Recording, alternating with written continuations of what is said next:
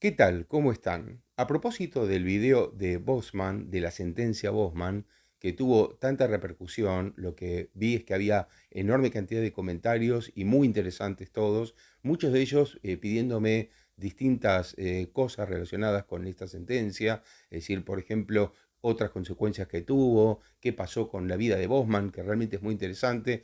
Realmente es muy bueno todo ese aporte que hicieron porque enriquece muchísimo. Que ustedes este video les cuento lo pueden ver acá mismo, ¿no?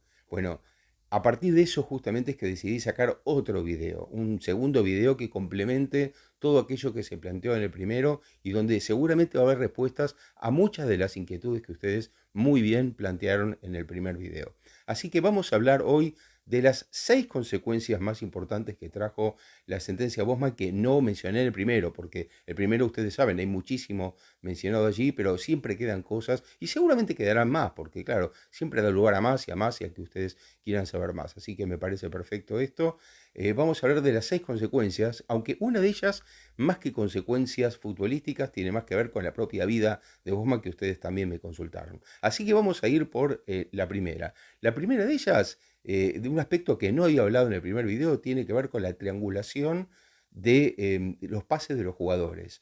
Yo dije algo sobre esto en el primer video, que ustedes se acordarán, el tema de Locarno, por ejemplo, de Suiza y otros clubes. Pero también es cierto que en Sudamérica empezaron a aparecer estos clubes prestanombres, una cosa bastante extraña, pero que empezó a ocurrir a partir de la sentencia Bosman. ¿Qué significa esto de los clubes prestanombres? Significa que, así como antes hablé, ¿se acuerdan del primer video del tema de los pasaportes falsos o de la búsqueda de familiares, ¿no? En Italia o en España, abuelitos, no sé, tatarabuelos, que de repente aparecían siempre en cualquier jugador sudamericano para poder justificar su situación en la comunidad europea para no ocupar plaza en los clubes a los que iban en Europa, por esto de la libre circulación. ¿Se acuerdan que lo más importante de la sentencia de Bosman es la libre circulación por todo el continente europeo de todo aquel que tenga pasaporte comunitario, ¿no? Por eso es que se inventaron los pasaportes. Bueno, otra consecuencia de eso fue ya no solamente buscar para los jugadores, sino cómo colocar a estos jugadores evadiendo impuestos. Es decir, tratando, claro, el negocio todavía mayor ya no era solo vender a un jugador para un agente de futbolistas, sino también cómo evadir impuestos o cómo pagar lo menos posible. Entonces, ¿qué pasó? Aparecieron en los países donde menos impuestos se pagan clubes interesados en prestar el nombre para que esos futbolistas, en vez de ir directamente a Europa, fueran primero a este club, por ejemplo, Uruguay. Entonces, ¿qué pasó? Como en Uruguay se pagaba menos impuestos, aparecieron clubes con prestanombres por los cuales futbolistas argentinos, por ejemplo, antes de ir a un club español, fueran a un club uruguayo que se lo vendía al club español. El club uruguayo cobraba una tasa que por supuesto no estaba a la vista, y de esta manera primero pasaba por ese club, o sea, jugadores que nunca jugaron en ese club, y que de repente ese club aparecía vendiéndole un jugador al club europeo que lo sabía y que no le importaba absolutamente nada que hacía el club vendedor con los impuestos. Entonces, claro, el club comprador que tenía que pagar en Europa sabía que lo tenía que pagar igual. El club vendedor se evitaba de pagar una cantidad de impuestos en un país donde era más caro pagar impuestos, como era, por ejemplo, la Argentina de Menem en aquel tiempo, con el peso igual al dólar. Entonces, con esto lo que se hacía era pasar por un club intermedio y con la increíble situación en la que jugadores que nunca habían estado en ese club jugando, nunca se habían puesto la camiseta, pasaban de ese club a un club europeo. Les doy un caso, el de Almeida, por ejemplo. El gran volante argentino Matías Almeida pasó de River a Central Español. Y de Central Español, ustedes fíjense que llegó al Sevilla como centrodelantero. Porque Matías Almeida, que era volante central, llegó como centrodelantero porque se desconocía absolutamente la situación y después terminó, por supuesto, jugando en el fútbol italiano a altísimo nivel. Pero bueno, así como ese ejemplo, hubo muchísimos otros de jugadores que pasaron así, triangulando, como se llamaba, a un club en el que nunca habían estado y de ahí pasaban al fútbol europeo. Muchas veces pasó con clubes uruguayos y también pasó con clubes chilenos. Señalo los dos más importantes, ¿no? Una enorme cantidad de clubes que participaron en esto y los agentes que también participaron. De hecho, en Argentina después se hicieron investigaciones estatales, pero mucho más adelante, sobre esta situación de los años 90. Otra consecuencia importante de la sentencia Bosman está relacionado con las selecciones nacionales y con los clubes, la enorme distancia que se generó futbolísticamente a partir de tener, claro, una selección mundial. Pues prácticamente especialmente los equipos que adquirían estos jugadores sudamericanos con pasaporte europeo, falso o verdadero, terminaban siendo selecciones mundiales. Entonces uno puede ver esto y me parece interesante si toman en cuenta ustedes que la sentencia Bosman fue de 1995, lo que pasó a partir de 1996 con primero las copas intercontinentales, como se llamaba así, hasta que a partir de 2005 se llamó Mundiales de Clubes, ¿no? Cambió a Mundiales de Clubes. Prácticamente no hay triunfos sudamericanos. Estamos hablando de muchísimo tiempo, fíjense, estamos hablando de prácticamente 3 décadas. En 3 décadas, salvo algunas excepciones, como fueron las de Boca de Bianchi, que le ganó al Real Madrid y al Milan en Japón en esas 2 oportunidades, y también el San Pablo y el Inter, que ganaron las primeras 2 ediciones del Mundial de Clubes. Después, todo el resto de los casos, salvo en 2012, que fue la última vez que un equipo sudamericano ganó un Mundial de Clubes, que fue el caso de Corinthians contra el Chelsea, después no hubo ningún otro triunfo sudamericano, cuando estaban prácticamente a un nivel de paridad total hasta esa fecha.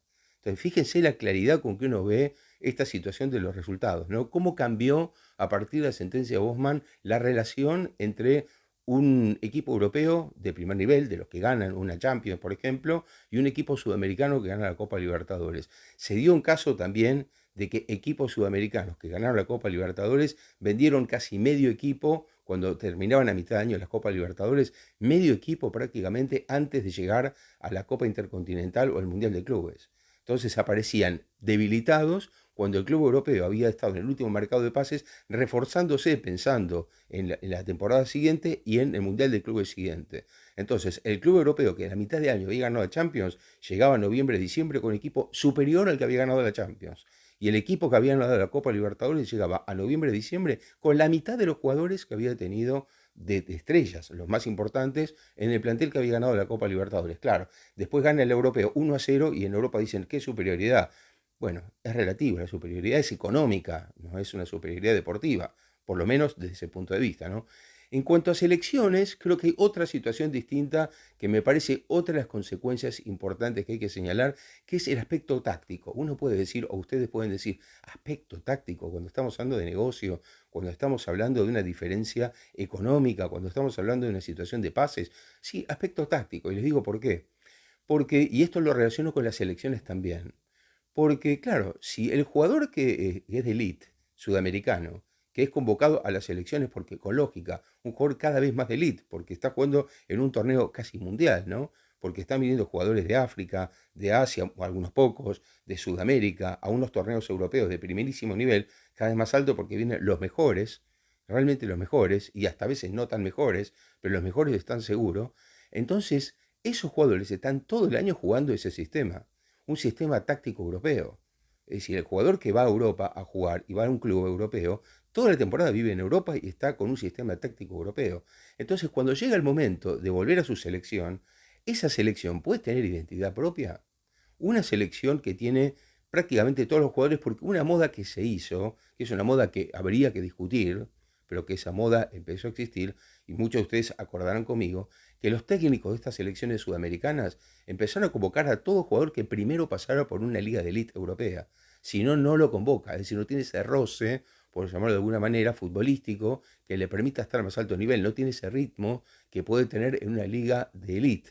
Entonces, sí, claro, el problema que es que si vos convocás a todos los jugadores o el 90% de jugadores de tu plantel que están en el fútbol europeo y los tenés 3 días, 4 días, porque el calendario no lo permite más, salvo en una Copa América o en un Mundial que los tenés 25 días, 20 días.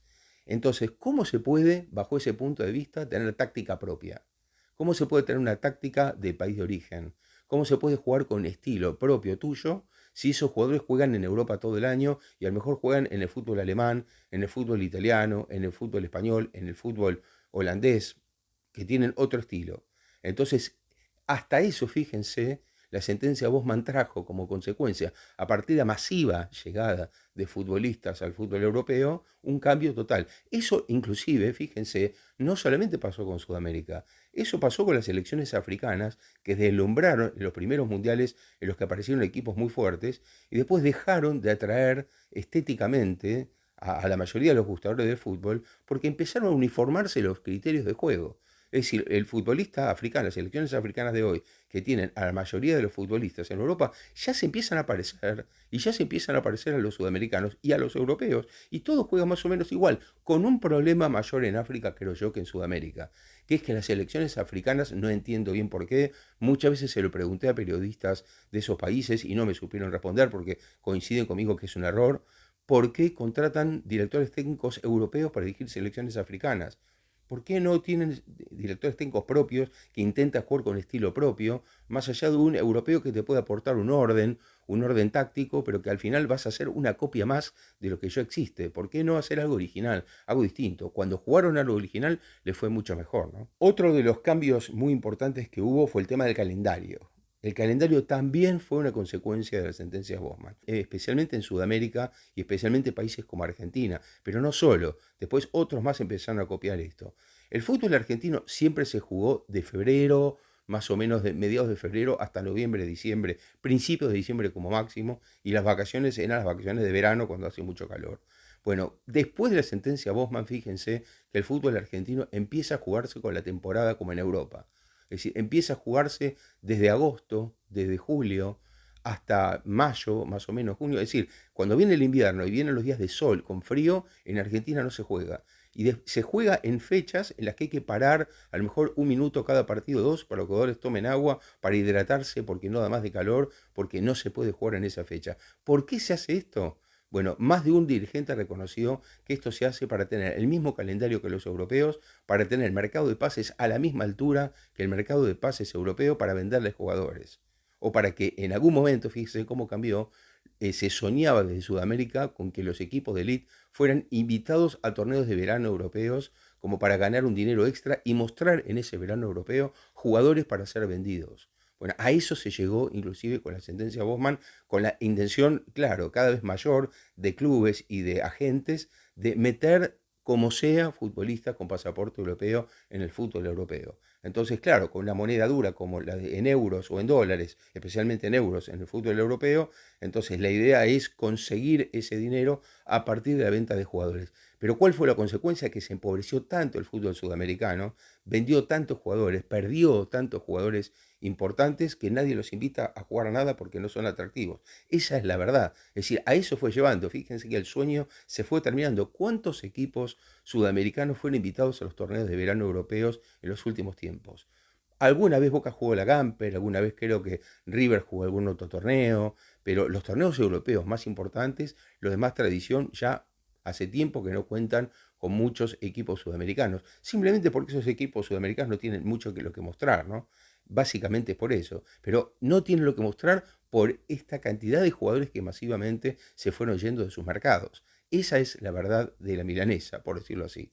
Y la última de todas es la que me faltaba, que también me señalaron mucho en las opiniones, es la tasa de formación o de origen, que me parece que esta sí es una medida realmente muy positiva, que me parece que fue pensada por la FIFA de alguna manera para compensar tanto desequilibrio que se generó con la sentencia Bosman, ¿no? Es tanto lo que los clubes sudamericanos perdieron con esta emigración de futbolistas, más allá de que económicamente pudieron ganar, que por lo menos se buscó una manera de compensarlo con una tasa de origen o una tasa, como dije, ¿no? de formación de futbolistas, por la cual un porcentaje, aunque sea muy bajito, pero termina siendo en un volumen tan alto de negocios como es este, pases a veces tan caros o que se pagan mucho, más allá de que ahora vamos a hablar también de eso, porque los pases para mí siguen siendo una caña pichanga, ¿no? Porque se sigue pagando mucho menos de lo que los jugadores valen, que es otra locura también que está pasando. Pero bueno, es cierto que los clubes de origen, mucho antes que todavía estos jugadores pasaran por los clubes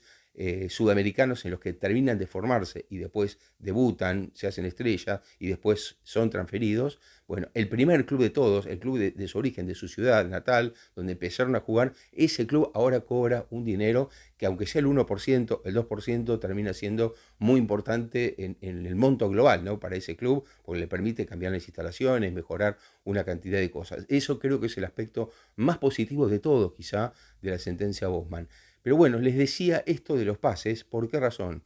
Porque para un club sudamericano a lo mejor se contenta con 15, 20 millones de euros por una gran estrella que pasa a un club importante europeo, Pero termina pasando que ese jugador cruza el océano solamente para firmar el contrato y en la cláusula de rescisión, es decir, el valor que se establece de mercado por el cual el equipo que lo quiere tiene que depositar ese dinero para llevárselo, por supuesto, previo arreglo con él, pero esa cláusula de rescisión, les decía, pasa a valer casi 4 veces más que lo que valía el pase de ese futbolista cuando lo pagaron.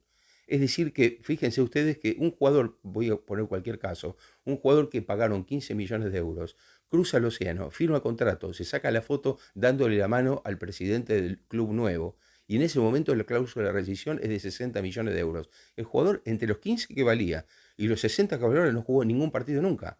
Entonces, ¿qué fue lo que motivó ese aumento a 4 veces más? Si nunca jugó. Solamente que se vistió la camiseta del equipo nuevo europeo. Es decir, por estar en un nuevo mercado, vale 4 veces más su pase que lo que pagó. Lo cual, ¿qué significa? Que lo que pagó en el origen es un engaño al equipo sudamericano, que está tan desesperado por el dinero y le cunde tanto en euros ese dinero que acepta que valga 4 veces menos con tal de llevarse la plata. Bueno, este es un asunto a discutir, ¿no? Y ahora, para terminar, vamos a lo que fue de la vida de Jan-Marc Bosman, porque también muchos me preguntaron, ¿qué fue de la vida de Bosman? Es cierto, es una buena pregunta. ¿Qué fue de la vida de Bosman? Bueno, yo les cuento, la sentencia es de 1995, él terminó su carrera en 1996 en cuarta división, en un equipo que se llama CS Vissé de Bélgica, un equipo muy pequeño, por supuesto, y a los 32 años decidió colgar los botines, muy, muy disgustado con la situación, porque ustedes recuerden que él, el juicio lo comenzó en 1990. O sea, él estuvo 5 años esperando, en los cuales su propio equipo, el Lieja, no le permitió jugar en otros equipos, por supuesto. Él le puso una especie de cláusula candado, es decir, básicamente lo que hicieron fue colgarlo o cederlo a clubes de poca monta. Entonces él estuvo muy cansado, desgastó muchísimo con eso y en 1996 decidió a los 32 años colgar los botines en cuarta división. Él era un volante de no mucho éxito, un jugador no de los mejores, por decirlo así. Sí integró algún equipo, alguna selección belga en la etapa de formación, en la etapa juvenil, pero después no tuvo mucho éxito como futbolista.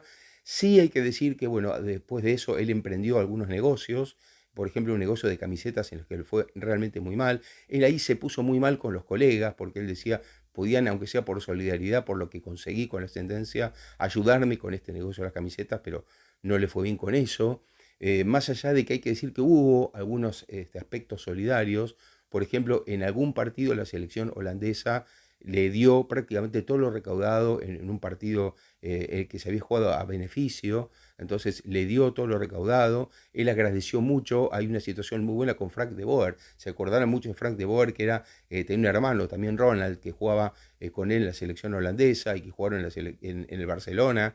Bueno, Frank de Boer, que era el capitán de esa selección holandesa, cuando fue a darle el dinero recaudado, Bosman le agradeció mucho y De Boer le dijo, no, nosotros estamos todavía mucho más agradecidos a vos porque todo lo que vos lograste hiciste que muchos de nosotros cambiáramos de equipo, pudiéramos progresar, así que no, nunca estaremos del todo, nunca compensaremos del todo con este agradecimiento a lo que hiciste vos, ¿no? Así que bueno, realmente muy interesante por ese lado, pero después fíjense que con el tema del negocio de las camisetas él se puso mal también, estuvo muy deprimido con eso. Después atravesó una situación muy complicada, él estuvo acusado de agredir a su novia, y, bueno, una sentencia lo condenó a 1 año de prisión, así que él estuvo con una prisión en suspenso, pero bueno, atravesó esa situación muy complicada, tuvo problemas de alcoholismo también, que bueno, él terminó superando todo eso, bueno, al final recibió mucho más tarde, una compensación por esta sentencia, la sentencia del fútbol, de 280.000 euros. Fíjense que no es una cifra